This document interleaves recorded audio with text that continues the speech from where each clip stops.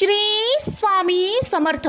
कितीही आव्हानं येऊ दे, त्या आव्हानांच्या छाताडावर उभा राहा आणि बोल, मी स्वामींचा बाळ आहे, मी जिंकणारच.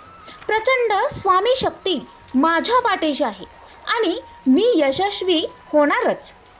हे समर्था, आमच्या जीवनात कितीही संकट येऊ दे, त्या संकटांना निमित्त करून तू आमची कितीही परीक्षा बघ, पण आमचे चित्त तुझ्या चरणापासून कदापिही दूर जाणार नाही. कारण तू आम्हाला निष्ठा नावाच्या गुणाचे वरदान दिलं आहे. हे आई, तुझ्या चरणी आमची निष्ठा अजून दृढ कर, अजून बळकट कर आणि तुझ्या कृपेच्या साम्राज्यात टिकवून ठेव. कारण तू सोडून आम्हाला दुसरं कोणीच नाही. माझ्या मुला, जेव्हा जेव्हा तुला माझी गरज असेल तेव्हा तेव्हा तुझ्यासाठी नक्कीच धावत येईन. हाच तुला माझा आशीर्वाद. अरे, संकटाला घाबरून तू डगमगू नकोस, विश्वास ठेव. अरे, ज्याने हे ब्रह्मांड निर्माण केले तोच ब्रह्मांड नायक श्री स्वामी समर्थ तुझ्या पाठीशी सावलीसारखा उभाच आहे. तू का काळजी करतोस? तुझी काळजी करायला मी आहे. तू कर्म करत जा, कोणतीही अपेक्षा न ठेवता. अरे, कर्म करणं हे तुझं कर्तव्य आहे आणि तुझ्या कर्माला योग्य फळ देणं, न्याय देणं ही माझी जबाबदारी आहे. आपली इच्छा पूर्ण होणारच हा विश्वास ठेवून सर्व स्वामींवर निशंक सोपवून बघ. आपल्याला विश्वासयुक्त कर्म केले असता तुझी इच्छा नक्कीच पूर्ण होणार आहे. जे तू दुसऱ्यांना देतोस ते तुला परत मिळणार आहे. मला लक्षात ठेव, जेव्हा संकटात पडशील तेव्हा डोळं बंद करून माझं स्मरण कर. तुझं सर्व विघ्न दूर न करायला मी समर्थ आहे. भिवू नकोस, मी तुझ्या पाठीशी आहे. कारण ज्या अडचणी आहेत त्या तुझ्या आयुष्यात नाही आहेत, त्या तुझ्या मनात असतात. ज्या दिवशी त्या मनावर विजय मिळवशील त्या दिवशी आपोआप मार्ग निघेल. बाळा, तुझं मन नाजूक आहे. आजपर्यंत कितीतरी यातना तू सहन केल्या आहेस आणि ती ताकद, ती क्षमता तुझ्या मनात आहे, तुझ्या शरीरात आहे. त्यामुळे आजपर्यंत असंख्य अडचणींना तू तोंड देऊन इथंपर्यंत पोहोचला आहेस आणि इथून पुढचा तुझा प्रवास चांगला होण्यासाठी, आनंदी होण्यासाठी मी तुझ्या सोबत आहे. का भरकडत आहेस? सावर स्वतःला, मी तुझाच आहे. ठणकावून सांग तुझ्या नाजूक मनाला. स्वामी समर्थ कधीच तुम्हाला निराश करणार नाहीत, कधीच रिकामं ठेवणार नाहीत. जे आणि जेवढं तुमचं नुकसान झालं असेल त्याची भरपाई ते अन्य गोष्टीने करतात. एखादी गोष्ट ते सोडायला सांगतात तेव्हा त्यापेक्षाही महत्त्वाची आणि मोठी गोष्ट त्यांनी तुम्हाला द्यायची ठरवलेली असते. स्वामींच्या योजना अतिशय उत्कट असतात, म्हणूनच त्यानुसार चालणं एवढंच आपण करायचं आहे. माझ्या मुला, स्वतःच्या पुण्यकर्म, प्रामाणिक प्रयत्नांवर विश्वास ठेवून तर बघ. तुला अपेक्षित फळ स्वतःहून तुझ्याकडे चालत येईल. माझ्या मुला, ज्या लोकांनी तुझ्यावर वाईट वेळ आणून दिली त्या लोकांना तुला उत्तर द्यायची वेळ आली आहे आणि तू असं उत्तर द्यायला हवं ज्यातून त्या लोकांना त्यांची चूक कळेल.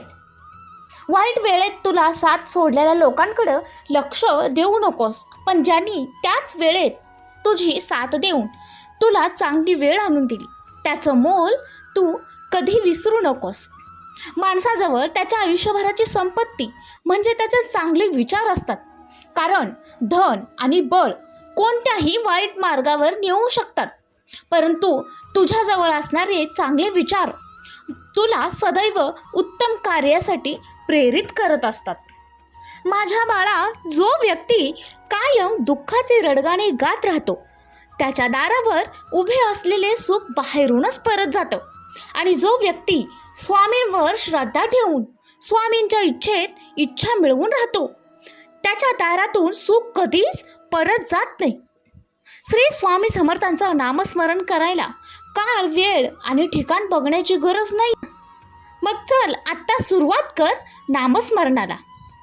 हिऱ्यांमुळे जशी दागिन्यांची किंमत वाढते तशीच तुझ्या कर्मामुळे तुझी किंमत वाढणार आहे. अरे माझ्या मुला, तू खूप भोळा आहेस. या कलियुगात तुला सावधगिरीनं राहायचं आहे. कारण तुला आपले म्हणणारे, तुला सहकार्य करणारे खूप कमी असतील आणि तुझ्या पाठीशी राहणारे, तुला मदत करणारे हे देखील खूप कमी असतील. या कलियुगामध्ये तुला त्या लोकांना ओळखायचं आहे ज्यांनी शत्रू आणि मित्र यातला फरक सोडून तुला घात केला आहे. जे तुझ्या हिताचं असणार आहे ते तुला आता करायचं आहे. कारण स्वामी अशक्यही शक्य करतात आणि तुझ्या जीवनात, कुटुंबात आनंद देतात. स्वामी म्हणतात, कधीही खोटं बोलू नका. तुमच्याशी कोण खोटं बोलत असेल, फसवत असेल, तर त्यावेळी तुला शांत राहून त्यांचं ऐकून घ्यायचं आहे. आणि ज्यावेळी योग्य वेळ येईल त्यावेळी ते सत्य बाहेर येणार आहे.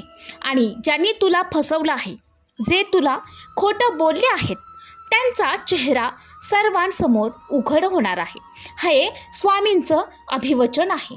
तुझी स्वामींवर श्रद्धा असेल, विश्वास असेल तर तुला भिण्याची गरज नाही.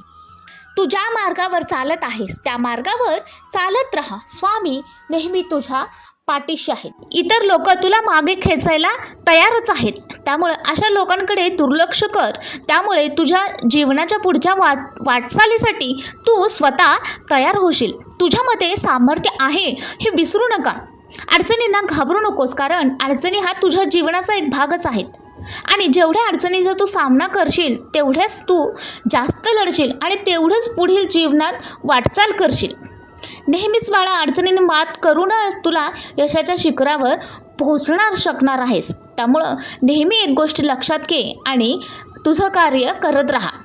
आता तुम्ही जीवनाच्या एका नवीन अध्यायाच्या उंबरड्यावर आहात आणि फक्त तुम्हाला वरील दैवी शक्ती तुमच्या उपस्थित, तुमच्या जवळ राहण्यात आणि तुमच्या जीवनामध्ये वादळांमध्ये उलगडणाऱ्या ज्या काही अडचणी आहेत त्याचा मार्ग तुम्हाला सापडून देणार आहेत. आणि स्वामीच तिथे तुमच्या सोबत आहेत.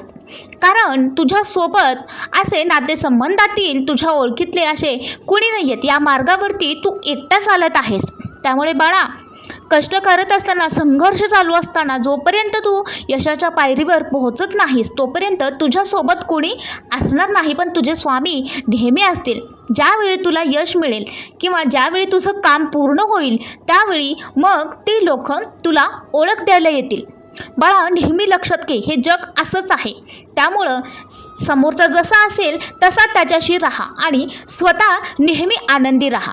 स्वामींचा आशीर्वाद नेहमी तुझ्या पाठीशी आहे आणि स्वामी प्रत्येक अडचणीत तुझ्या सोबत आहेत.